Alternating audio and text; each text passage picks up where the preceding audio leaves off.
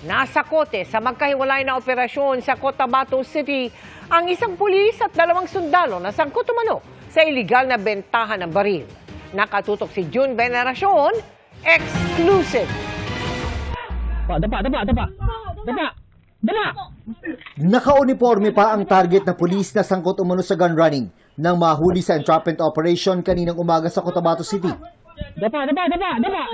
Hindi na siya nakapalag nang mapalibutan ng mga kabaro di kalayuan sa isang kampo ng PNP kung saan ikinasa ang transaksyon.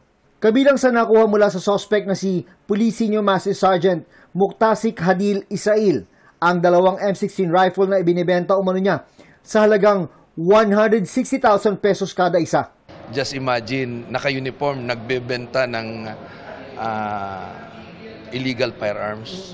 Ito yung warning natin sa lahat ng ating kapulisan na yung mga ganitong klaseng gawain ay walang puwang sa ating hanay. Nakatakas ang kasamahan ng arestadong pulis. Iniimbestigahan pa kung sino ang mga koneksyon niya sa pagbebenta ng iligal na baril at kung sino ang mga bumibili sa kanya.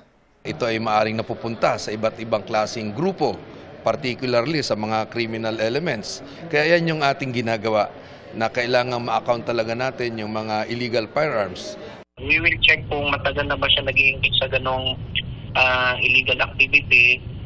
We will secure a court warrant para mabuksan namin yung cellphone na nasa possession niya.